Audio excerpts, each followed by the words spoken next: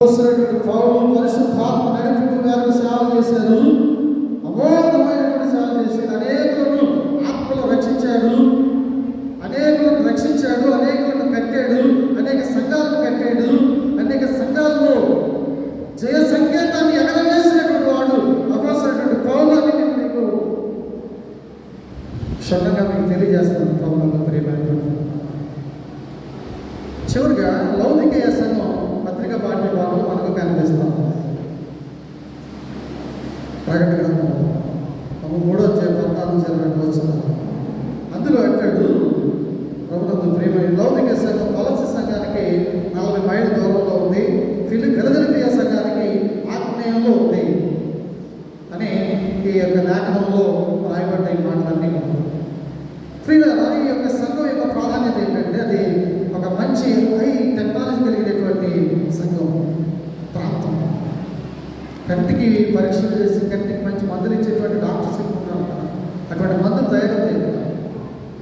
మంచి నూలు వస్త్రాలు తయారవుతాయి. చలి దేశాలు చలి పెట్టకుండా కాబట్టి నూలు వస్త్రాలు తయారవుతాయి. ప్రధాన కేంద్రం. డబ్బుకే లోటు లేదు, తిండికే లోటు లేదు. మరి దేని కొంత లోటు అని అంటే దేవుడు మాట్లాడుతూ ఉన్నాడు. చదువు చదువు.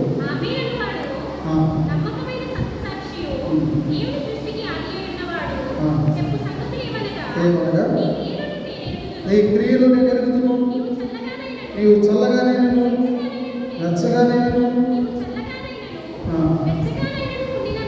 ఉండినా మీరు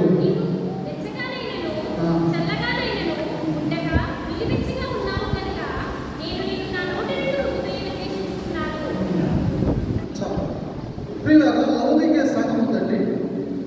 అది ఎలా ఉందంటే డబ్బుకి ఎటువంటి డోకా లేదండి. ధనికులు సంపన్నులు అన్నీ ఉన్నాయి. మరి వాళ్ళకి ఏం లేదు. దేవుడు ఏం మాట్లాడుతాడు? నువ్వు వెచ్చగానే లేవు, చల్లగానే లేవు. లౌకిక సంఘమా?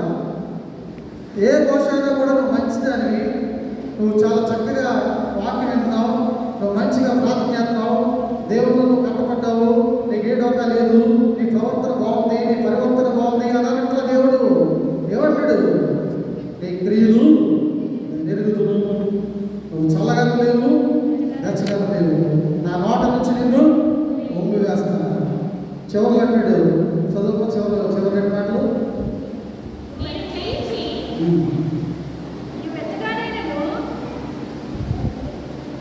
చివరి మాటలు 20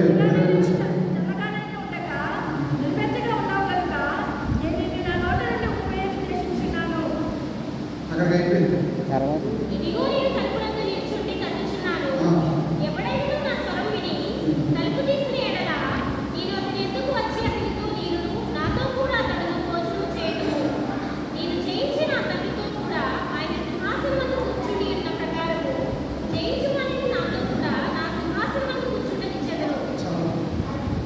ఈ లోకాన్ని జయించేవాడు అంటే యేసు ప్రభువు ఈ లోకాన్ని జయించి ఎక్కడికి వెళ్ళాడు?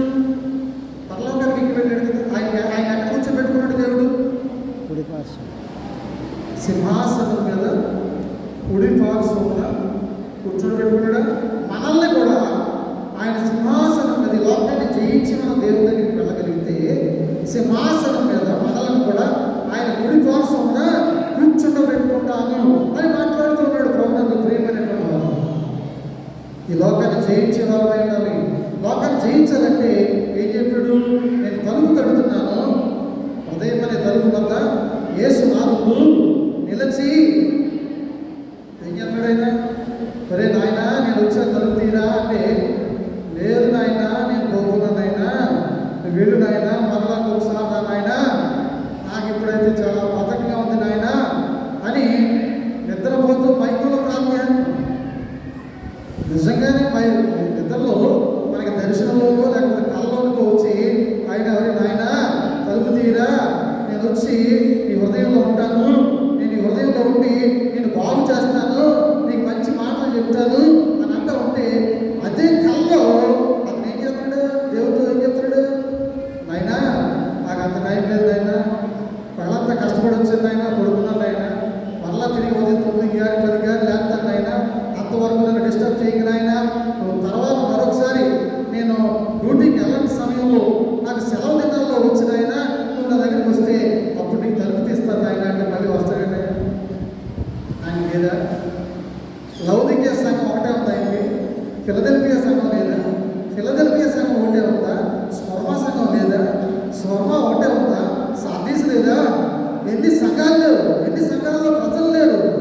ఎంతమంది యాజకులు లేరు? ఎంతమంది విశ్వాసులు లేరు? ఎంతమంది పరిచారకులు లేరు? ఎంతమంది భక్తులు లేరు? గమనించండి. హృదయమైనటువంటి తలుపునందుకు యేసునాథుడు వచ్చి నేను తడుతూ ఉంటే నువ్వు ఏం చేయాలి? నేను మారమని దేవుని వాక్యం అందిస్తుందండి. ఇప్పుడు ఒకవేళ మార్పు అవసరమైన వారు ఎవరైనా ఒకటి గారు ఎక్కడైనా ఉంటే ఎంతో కొంత చిన్నపాటి లోపాలు పాపాలు దాగుంటే ఈ రోజు మధ్యాహ్నం దేవుని వాక్యం నీకు తాడుతుంది, నీ హృదయం దగ్గర వస్తుంది. తలుపు తీయడానికి సిద్ధంగా ఉన్నావా? లేదు నాయన ఇంకా కొంచెం టైం కావాలి. ఎంత త్వరగా తలుపు తీసేటువంటి కుదరదనేటువంటి పరిస్థితుల్లో ఉన్నాం. చెప్పాలన్నా అప్పుడే పోతున్నాయని ఇంకా చాలా టైం ఉంది నాయన నాకు అనే పరిస్థితుల్లో ఉంటే నేను లోకాన్ని ఎప్పుడు చేయించుకుంటాను. అనుకోకుండా నీకు తిరిగి వస్తుంది. వెళ్ళిపోలేదా? మనకంటే బలవంతులు ఎక్కువ, మనకంటే బలవంతులు, మనకంటే జ్ఞానవంతులు, మనకంటే ఐశ్వర్యవంతులు ఈ లోకాన్ని విడిచిపెట్టేసి వెళ్ళిపోలేదండి.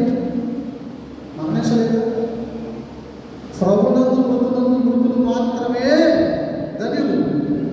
ఏ రకమైన మరణాన్నిలోనైనా మరణిస్తే వాళ్ళు మృతులు, వారి మృతులు ధన్యత కలిగి లేదు. ప్రభునందు మృతులు మాత్రమే ధన్యులను వాక్యం చెప్తాము. దేవుని నమ్ముకునేటువంటి వాడు యవనస్తులు చనిపోయారండి మన మధ్యలో. దేవుని నమ్ముకునేటువంటి వారు, దేవుని మీద ఆధారపడినటువంటి వారు ఎందరో కులాఢ్యులు మనలోంచి మరణం అనేటువంటి సంఖ్యల చేత బంధించబడ్డారండి. వారి పరిస్థితి ఏంటి? వారిని రక్షించాలి. వారిని బట్టి మనం రక్షించుకోవాలి. ధనవంతుడు పాతాళానికి వెళ్ళాడు, పేదలాంతుడు పరలోకానికి వెళ్ళాడు. ధనవంతుడు ఏమన్నాడు? అబ్రాహాముతో లాజరుతో ఒక నీటి పట్టు నా నాలుగు మీద వేయించయ్యా, కాస్త దానం తీర్చుకుంటాను పొలంలో పోనీ నాకే 5 తమ్ముళ్ళు ఉన్నారు. మరి నాయన మీరు ఇష్టానుసారిగా బతుకుతున్నారా? ఇలాంటి బతికిన ఒకటి చచ్చిన ఒకటిరా?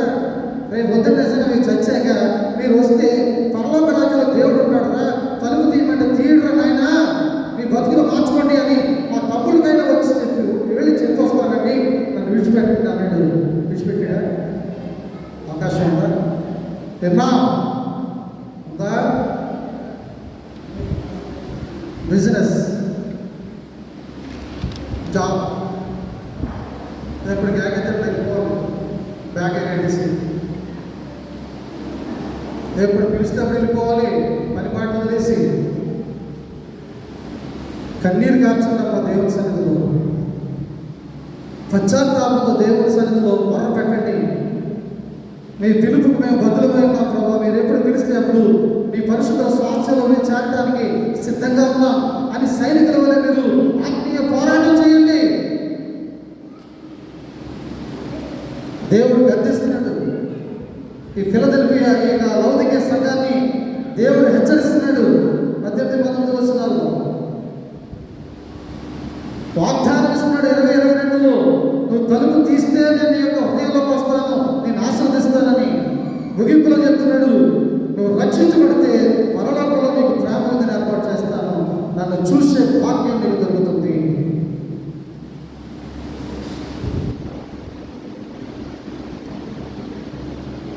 హృదయమని తలుపు తెరవబడితే, ఆ హృదయమని తలుపు తెరిచి దేవుని మన హృదయాలను ఆహ్వానిస్తే, దేవుడు మన హృదయంలో కూర్చుంటే, ఆయన వచ్చినటువంటి జీవితాన్ని మనం జీవించగలిగితే, ఆయన వచ్చినటువంటి జీవితాన్ని కలిగి మనం ప్రభువును నిద్రిస్తే ఎంత నమ్మకంగా ఉండదో తెలుసా? జీవించినంత కాలము సమాధానంతో జీవిస్తాం, మరణించిన మరుక్షణం దేవుని సన్నిధిలో తిరిగి సంతోషంగా ఆనందంగా బ్రతకగలం. ఒక అమూల్యమైనటువంటి పరిశుద్ధమైనటువంటి ప్రేమలో మనం పాల్గొబోతున్నాము.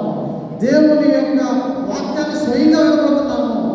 దేవుని యొక్క ప్రేమలో స్వయంగా నిలబోతున్నాము. ఇవన్నీ వాస్తవాలంటే ఆఫ్టర్ లైఫ్ మనం మరణించిన తర్వాత దేవుడితో మనము నిత్యము సహవాసం చేయబోతున్నాం. మనకంటే ముందు మరణించినటువంటి వారి ఆత్మలు తిరిగి లేచినప్పుడు పరిశుద్ధులైనటువంటి వారు దేవుని ఎదుర్కొంటారు. ఆయన రాజ్యంలో ఆయనతో పాటు కలిసి భోజనం చేస్తారు. అలాంటి భోజన భక్తులు నువ్వు ఉండాలని, నేను ఉండాలని ఆశపడదామా ఉందా? చెప్పలే. అటువంటి భక్తి విశ్వాసాన్ని మనం కలిగి ఉండి, అటువంటి నీతిని మనము కలిగి ఉండి చక్కని వాస్తవికమైన క్రైస్తవ్యాన్ని కొనసాగిద్దాం. అటువంటి కృప పరిశుద్ధాత్మ దేవుడు మీకు అనుగ్రహించి